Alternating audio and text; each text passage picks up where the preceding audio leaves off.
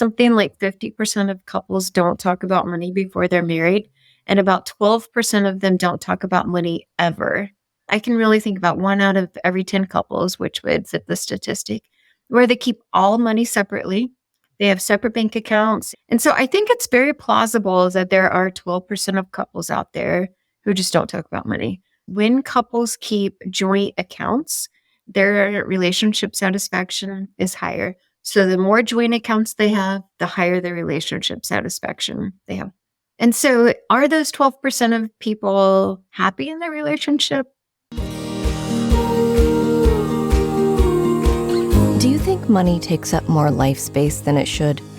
On this show, we discuss with and share stories from artists, authors, entrepreneurs, and advisors about how they mindfully minimize the time and energy spent thinking about money. Join your host, Jonathan Dio, and learn how to put money in its place and get more out of life.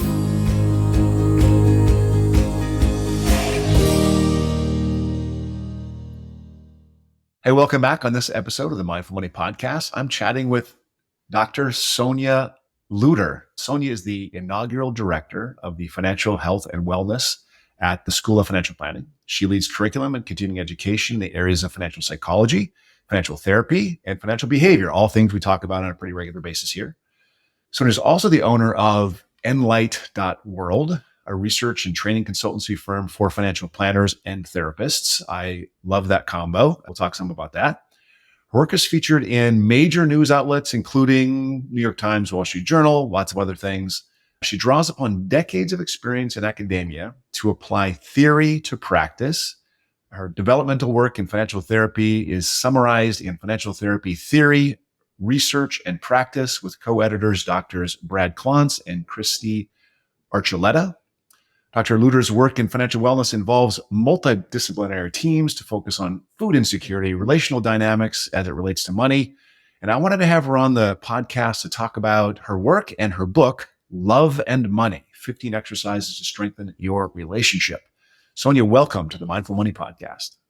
Thank you so much. I'm so excited to see where the conversation takes us today. It's going to be fun. First, where do you call home and where are you connecting from? Yes. So in the lovely introduction and very long introduction that you gave of me, the one part that you didn't mention is I am the director of financial health and wellness at Texas Tech University. So that is where I work, but I reside in Kansas. And so it's a little bit confusing for people of why I live in Kansas. And I'm very lucky to have a remote position. So I live right here in the middle of the United States of America. Did you grow up there? I did grow up here. It's not so much of a destination state, but it's not that bad. You know, growing up, you grew up in Kansas. Where'd you grow up learning about money and entrepreneurship? Yeah, so I grew up in a really small town. Farming was the primary industry. So my grandparents were custom harvesters. Are you familiar with this term? No. Yeah. So they cut other people's fields. So they would harvest wheat. Oh, sure. And they would drive down to Texas, and then they would make their way up to South Dakota, I think even North Dakota sometimes. So for me, that was very normal that this was their livelihood. They spent pretty much early spring through fall on the road as their income. That's what they did. And that's kind of an unusual way to think about life. I have come to realize outside of Kansas, that's not so normal. It's really not even all that common within Kansas. So I suppose from an early childhood, that's kind of what my perceptions of money were. But I also grew up in this very small town. So having multiple jobs was not uncommon. So I had multiple summer jobs and then even jobs throughout the school year. And then I went to college and I thought I was going to be a speech pathologist. And I wanted to work with deaf children because I had met this deaf girl who I just really adored at a summer camp.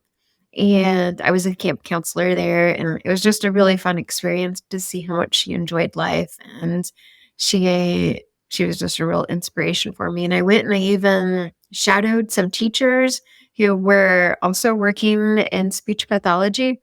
Then I got to college and I did not fail out of the classes, but I self-selected myself out of those classes because it was clearly not going to work out for me.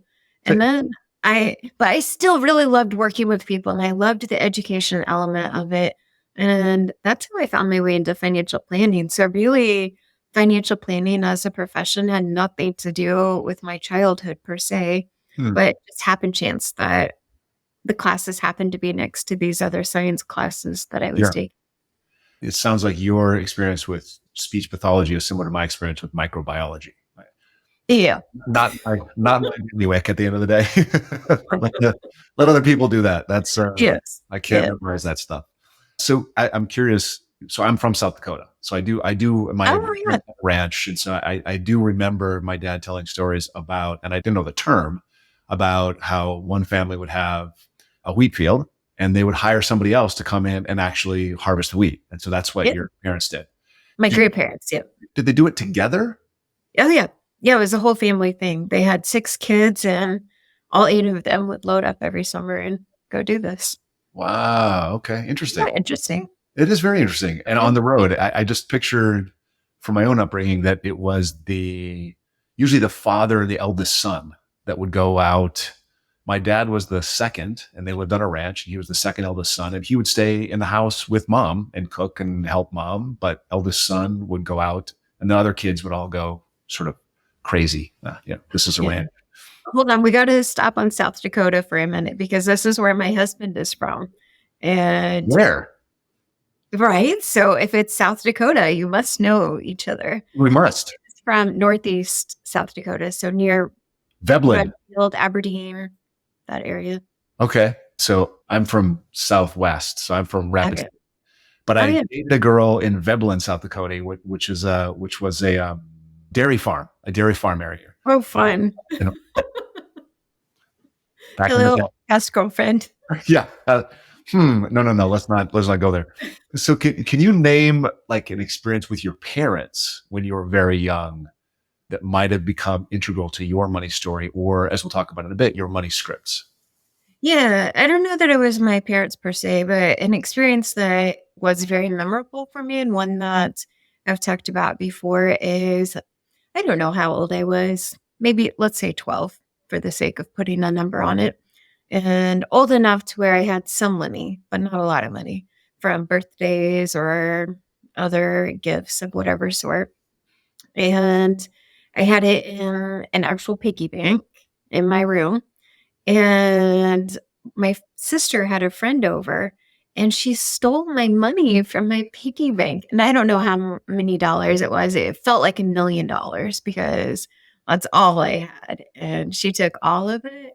And I remember telling my mom about it. And she was just like, well, that happens. And I was like, this is everything I own. It's all gone. And so there wasn't a lot of sympathy for that experience that I had been through. And for me, that was really impactful and I seriously couldn't even imagine how many dollars it was. Like maybe it was $12 or something. And so that would explain her reaction of, oh, that happens sometimes. But for me, it Yeah. did a lot. And I think that was very impactful for me, recognizing that the dollar doesn't matter as much as what that experience was like for me as a person. The attachment to the dollar, not the dollar. Yes. Yes. Oh, beautiful. Before we get into the book, you kind of already described it, but what was your early career like in financial planning, becoming a CFP? Was it always academic or were you a practitioner? I was actually a practitioner first, but not in financial planning. So my first professional job was in therapy. So I got ready to graduate in financial planning and realized I wasn't so sure how I was going to work with couples with conflict that they might come in with. And again, my life tends to revolve around one door was next to the other door, literally. And so next to my financial planning class was a poster for marriage and family therapy for graduate school. And this is in my last semester. So I'm sitting there in the hallway before my capstone class looking at this poster. I was like, maybe that's what I'm supposed to be doing. So I got my graduate degree in marriage and family therapy. And after I finished that, I worked in a private practice and in a preschool facility, which seems a little bit removed, but it was a preschool facility as the mental health coordinator. Mm. And largely they wanted me because I could talk about financial issues with the parents. Mental health issues were definitely part of that, but the financial element was really big for them too. Preschool is wildly expensive. Children are wildly expensive. And so it was a really neat experience there. And then also working in private practice with your everyday clients, if you will, mostly couples and their struggles with money. And that was really good. And then several years later, I went and got my PhD and then pretty much academia since then. Yeah. So one of the purposes of this podcast is to normalize this conversation about money. That's why we ask all kind of the personal money questions in the beginning. Most of us feel like we're pretty alone in these money issues, right? So whether that's solo or issues within a couple. So can you rattle off a few of the survey statistics and let people know, that they're not alone? How many people argue with their spouses about money? How many people feel like they're not smart with money? Like these kinds of things. You put me on the spot when you said specific statistics. So I'm going to do general. Okay, perfect. Okay. I couldn't tell you the exact percentage, but it is very high. Something like 50% of couples don't talk about money before they're married, and about 12% of them don't talk about money ever. Okay. Imagine 10 of How does your that work? I know. I have the same reaction. Like, how is this even possible that you're not talking about money? And I mean, if I struggle, I can really think about 1 out of every 10 couples, which would fit the statistic, where they keep all money separately. They have separate bank accounts, and I contribute X amount to the household bills, and I buy the groceries that I want. I can eat your groceries and you can eat my groceries, but I'm doing my grocery shopping. He's doing his grocery shopping. And so I think it's very plausible that there are 12% of couples out there who just don't talk about money. Having said that, this is some of my own research, and I think this is really impactful that when couples keep joint accounts, their relationship satisfaction is higher. So the more joint accounts they have, the higher their relationship satisfaction they have. And so are those 12% of people happy in their relationship? I've actually had couples ask me, before they get married, and I never have a solid answer for them. But the answer is you should have joint accounts. Yeah. Scott Rick is somebody who's done a lot of research Yep. in this area. You should look up some. Yeah. He is super fascinating. And they actually did this experimental study, which is really phenomenal to have a controlled research study looking at which one comes first. Are they happy because they have joint accounts, or are they happy and therefore they get the joint accounts? Like, which one of these is coming first? And what they did is they had this group of people who are getting married, so young people, generally speaking, and they told 1/3 of these couples to put all of their money into joint accounts, don't have anything separate. And then they told 1/3 of the couples to keep everything separate. And then don't put anything together. They didn't tell the final third anything. They just said, do what you want. We're just going to follow your relationship satisfaction. They followed them for 2 years. And after 2 years, the people who were told to put their money into joint accounts had a higher relationship satisfaction than either two of those other groups, which is really significant. And knowing that this is different than being told to keep it separate, but it's also more important to a couple's relationship satisfaction than just doing whatever they want. So I do think that was very clear evidence. It could be a protective feature to keep joint accounts. Now, but hold on. Go ahead. The caveat that everybody likes to refute is, well, what if it's a second marriage or a third marriage? Or what if there's kids involved? And yes, I totally agree. There's a lot of what if scenarios. This is for your typical first marriage. Joint accounts do seem to be a protective feature, if you will. Being told to do it and doing it, two different things. So they were told to do it. Is there follow through to see that they did it? Yeah. Yep. Okay, Yep. they did They make were. it. Okay. Mhm. So how does the sense that I'm alone in these problems or, as a couple, how does that reduce our collective well-being? How does that sort of come through? Yeah, definitely the stress of money is big for couples. And we do also see that people are not likely to divorce over money conflict. It is the number one type of conflict that couples divorce over, presumably on record. But money arguments are more predictive of relationship satisfaction than divorce. Even more specifically, I did a longitudinal study and I looked at the amount that a couple argued about money in the beginning of their relationship and then followed them over time. And what we see is how much they argued at the very beginning of their relationship was more predictive of later relationship satisfaction than how much they argued later or an increase in arguments. So it really is that beginning of the relationship. Are we on the same page or not? So to your question of do they feel alone? Are they even talking about if they feel alone or not? Do they have the same values? Do they have values that are parallel or that could work together? Or are their values so divergent that they feel like they're living in their own islands and they can't even have any sort of conversation about joint financial goals or our joint financial future because they feel alone. And that certainly is a large portion of couples, especially early in the relationship, because we're not socialized to talk about money. You're not supposed to ask me about my early memories about money.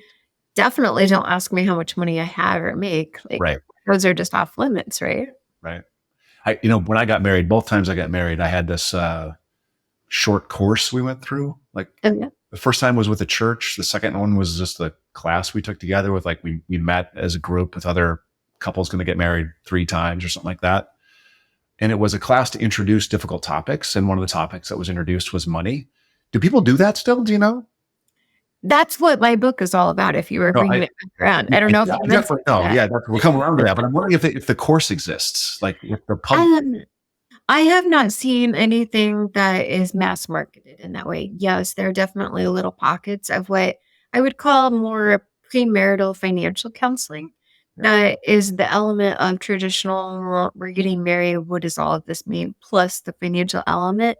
I don't think that there's any big organization that's doing that on a large scale. But A Couple's Guide to Love and Money is precisely meant to be for that. And really, I did a lot of research with this and all sorts of different couples who are getting married, couples newly married, and couples who had been married for many years, decades. And across the board, the couples had not been exposed to these types of conversations before. And so just the element of having somebody ask them about their earliest money memory and what that meant for them, it was really pivotal in their relationship satisfaction and their financial satisfaction. So how do you recommend people go through it? They get 2 copies of the book, they each answer it separately and then they talk about it, or do you get 1 copy of the book and just kind of sit together and you read the question and kind of talk about the answer? Or what's the best way to really engage the book for couples, do you think? Yeah, the way I designed it was for each person to have their own book, Got it? but there was some pushback in that a little bit. So you can buy just one book, and there are pages where you can tear it out of the book and you can each do it separately. But what you suggested of each doing the activities separately and then coming together really is the key thing. Yeah. And because you don't want to feel like you're on the defense right there. Like, people need time to process. You and I have talked about and thought about our money memories because that's what we do. But the average person, that would take some time, and sitting there and feeling pressured to have to come up with something is a lot, and it may not be the authentic answer for you. And not because you are trying to not be transparent, just because it takes some time to go back through time and think about those things. Yeah. What sort of feedback do you get? I realize there's some pushback about, I got to buy 2 books, but what other feedback have you gotten from couples that have gone through it? And did you do like a book tour where you were with people and they were talking about it and, oh my God, this is so great? Or, we didn't really do the exercises, or what do you? I did not do a book tour. That's really not my personality at all. If somebody else wants to run with it, they sure can, and I think that would be super fun for them. But I have asked people what they've thought about the book and asked them for quotes that I can use, and it's been so fun to see what they say because it is very nerve-wracking to ask for that because they might have thought it was crap or they might be lying to you, but you can also see the authenticity of some of the responses, and there was this one couple I worked with that they were just so great. And they submitted a nice little write up saying that this really changed their life in a difficult point in a time for them. And there was just different job changes that were happening for one of the partners and for the other one to be able to be there present and hear those concerns of the other partner and then also for them to work together on some solutions was pretty neat. These were interesting conversations that we've never had before. That's a very common response of like we kind of there's fun couple books or like card games or things like that where you can get to know your partner. And it's like, who's your best friend? What's your favorite food? What's your ideal vacation? And those are all lovely things. I definitely recommend them. But when you have to make it into something so personal as money, that doesn't happen very often. So I Yeah. think for a lot of people, it was both nerve wracking to enter into that, but also worthwhile. I'm kind of reticent to ask this question, but I'm just curious. Did you ever have a couple go through it and then say, you know what, we can't get married? Wouldn't that be awful? It would be. I do not think that has ever happened. I feel like I would remember that. And I'm really thinking very hard about the couples, even if anyone has suggested that this was a bad thing for them. And I can't think of any single situation where people are just like, oh no, definitely this is not going to work out for us. It really has been an opportunity for enlightenment in a positive way. So I've interviewed a lot of folks about financial behaviors, but I'd like to hear from you, like some of the emotions and the scripts that underlie the behaviors. Yeah. So this largely goes back to work that I did with Brad Klontz, and he's a really fun guy if you have not He chatted is. with him before. Yep. He's fun to And watch on social media too. He's fun to just follow. oh yeah, yeah. We have definite divergence in personality there. So he could do the book tour for me. He would be great at it. Yeah. And we did some work on money scripts and created what he now refers to as the Klontz money script inventory.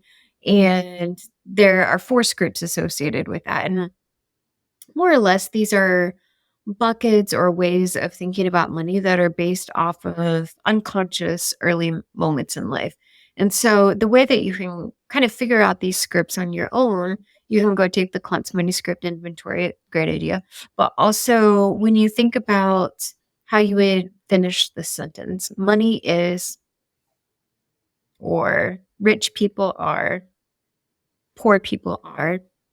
And that was the formation of these money scripts. And we did some factor analysis to see how these different ways that people think about money form a cohesive script or idea about money. So, money avoidance, or money worship, or money status, or money vigilant.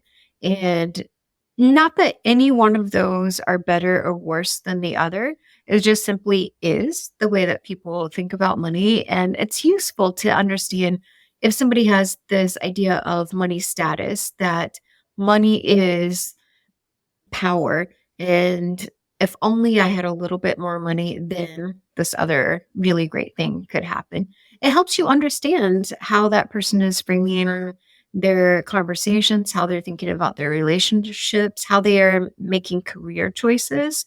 And it doesn't mean that they need to be a different person at all. It's simply trying to balance some of that out of how else can they find meaning or feel this sense of control that is necessary for them to find fulfillment in their lives. So I've had a therapist for, I don't know, multiple decades. And one of the things we talk about is triggers. Like what are the things that trigger a certain behavior? And it sounds like understanding a money script might be a way to get to what might trigger something. Yeah. relational or something like that. So it's like Right. a pre-trigger recognition kind of a thing. Makes Yeah. sense? Yeah. Yeah. It does make sense. And again, it's not a bad thing, and it doesn't make the person less than. It just is what it Yeah. is. Yeah. So I often interview advisors, and I'm glad to have you here because advisors have one sense of what's important about what they do. So I'm a little curious about your consulting with advisors and firms, specifically given the intersection between love and money. What are the circles of competence that you think advisors need to work on? I'm trying to pick my words very carefully. What are the things that advisors, I know they do a lot of things well, but what are the things that advisors should work on? Yeah, great question. I heard you being very particular about your words there. I would say that my biggest thing that I push with advisors is they can learn how to communicate therapeutically without being a therapist. You are very familiar with the way that therapists work and the way that they talk. And for advisors to be able to replicate some of that is very possible, but they don't need to fix the problem. Thera, as therapy, the root of that means to treat. And I think that's where we get hung up as a general discipline, field, profession, whatever you want to call it, is anytime you mention anything that's remotely psychology, therapy oriented, people immediately go to trauma or I need to fix something.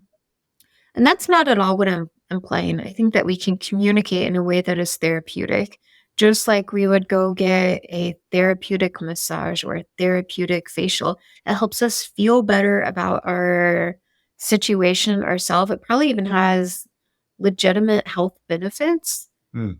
but it doesn't need to be fixing something deeper. And there's a whole host of things that come into that. So it's understanding the people that are important for the person sitting across the room for you. So systems theory is super relevant here, and genograms would come into that.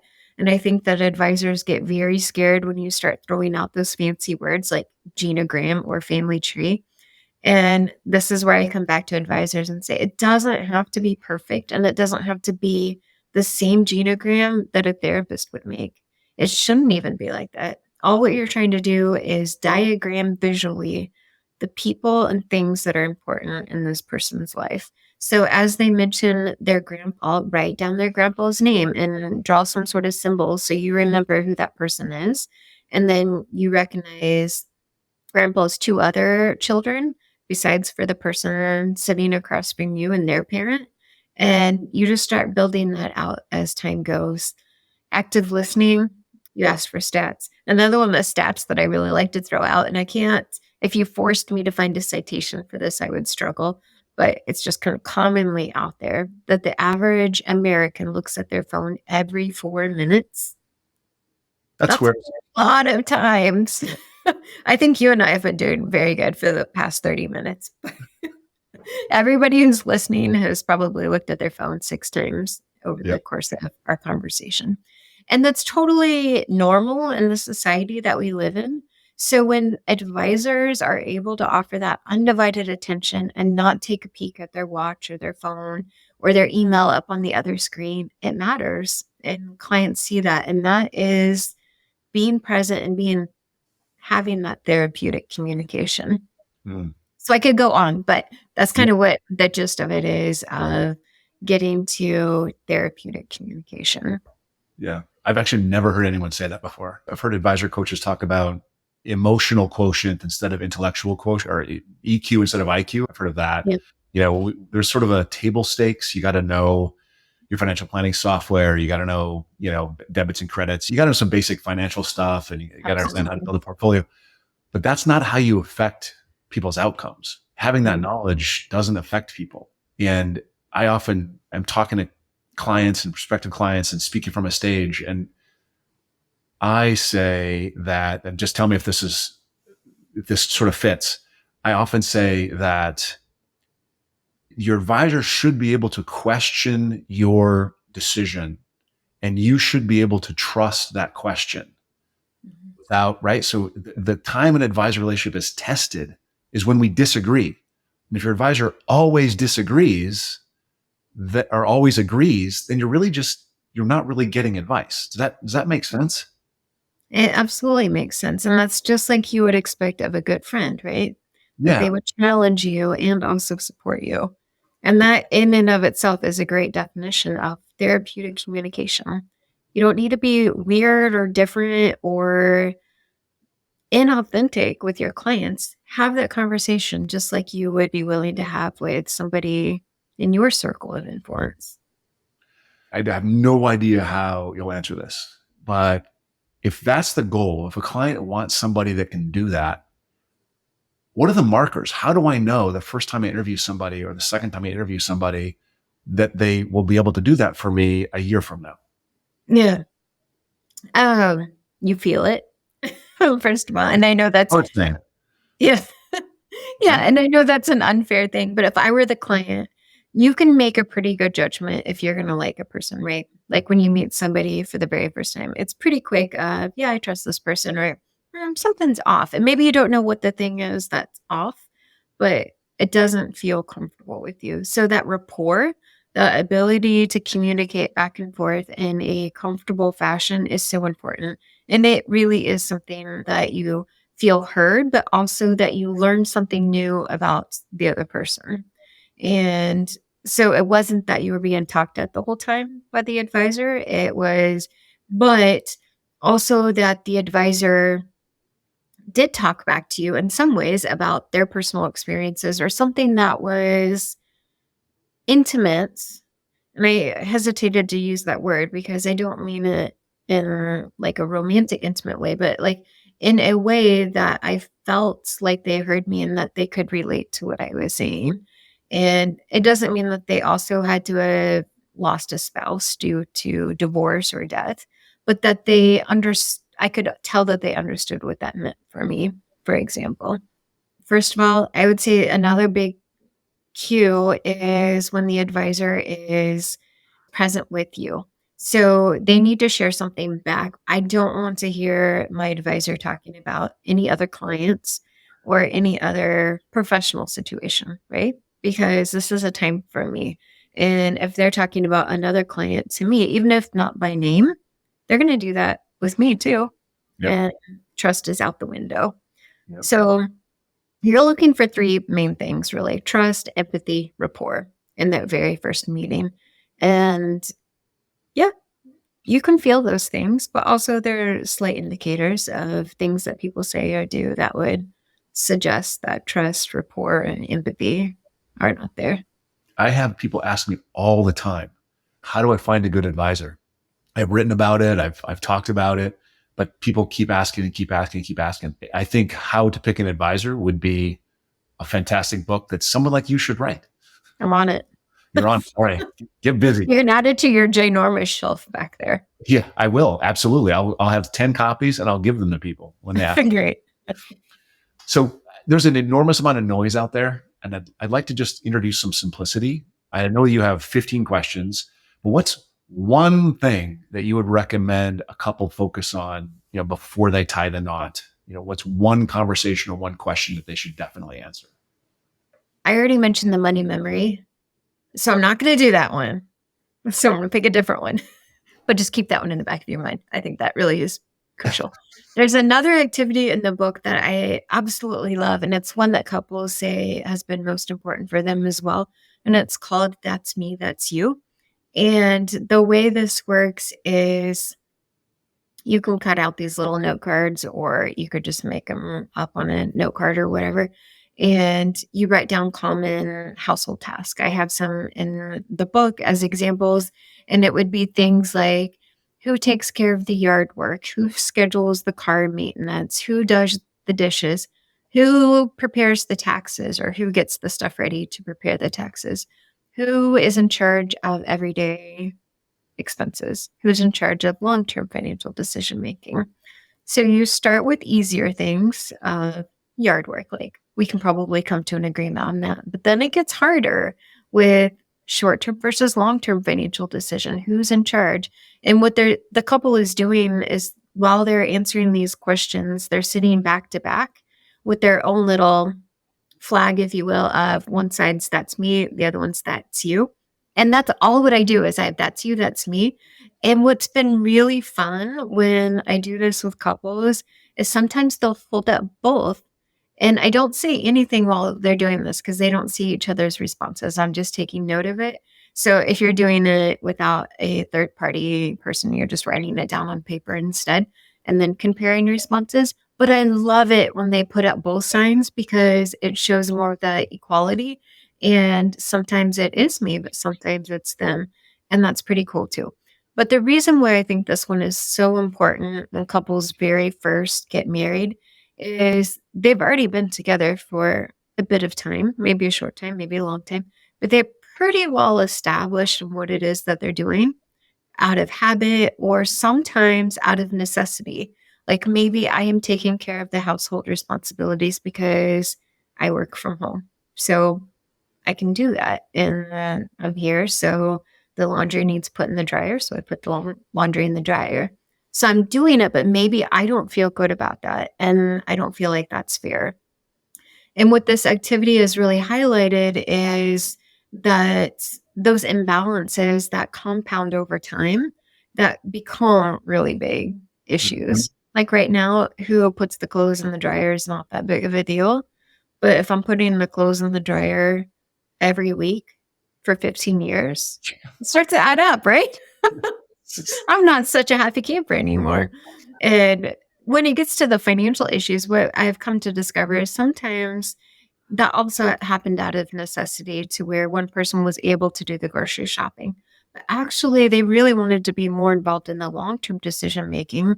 But the other person thought it was fair that they were taking charge of that because this other person was doing the short-term stuff. And so it opens up the door of conversation off. How can we balance this to maybe sometimes you do it, sometimes I do it? Or is there something we want to change? One of the conversations I have a lot is the one around gender dynamics in the household. Yeah. And I think having that exercise would just open that up because I think most of us just kind of fall, like you said, we just fall into a habit. I've done the laundry for 10 years. I'm just going to keep doing laundry. Or I've done it for 6 months. I'm just going to keep doing the laundry, right? That's just always going to be the thing that I do. And I don't like it. I don't like it at all, but it's just habit, right? And then you can't buck the trend 10 years later. Then you're a jerk. Right. But nobody even brought it up. And that's the problem. No one talked about it. It just happened. Yeah. So that's an exercise to do. I'm just wondering, is there one thing that people might be doing that you would tell them, hey, stop doing that thing? I can actually think of something with this. And that is one person totally deferring to the other person with all things financial. So important. Oh my God. And you've seen it multiple times too, right? Yeah. There's nothing good about that. Nope. And I've seen that happen. And then divorce happens. And then one person is completely out of their depth and have no idea what's happening and are terrified in the process. And it's just not good. Not good. Divorce or death. I've seen it multiple times with death. I've seen both actually. Yeah, for sure. Yeah. Actually, my brother died. His wife had no clue what was going on in the money. And so it's like I end up stepping in and being that support person for their family. So it's so hard. Yeah. Before we wrap up, I like to come back to personal again. Oh, okay. So this isn't meant to be a zinger. Some people receive it as a zinger, but I'm curious, what was the last thing you changed your mind about? Last thing I changed my mind about? Yeah. I changed my mind a lot. No, that's a good time. I think I would have to go with as recent as today, exercise, to where every day before I go to bed, I think, okay, when I wake up in the morning, the very first thing I'm going to do is go for a walk on the treadmill. And then the day opens up and the stupid phone is right there. And I'm reminded about all of the things that need to happen. I was like, oh, I'm just going to do this one thing real quick. And then before you know it, it's 10 o'clock in the morning and it's just not so good. Totally hear it. Me too. Plug your phone in someplace else. Right? Yeah. I constantly am like, okay, if my phone is right there next to my bed, that's the first thing I do in the morning. But if I plug it in a different room, I don't do it. Just for what it's worth. Let people know where do they find your book? How do they connect with you if they've got a question? Yeah, super easy. My name.com. So SonyaLutter.com. Great. Thanks very much for coming on the show. We're going to make sure all that stuff that you mentioned is in the show notes. And I really appreciate your insight and helping couples be better couples. Thank you so much for having me.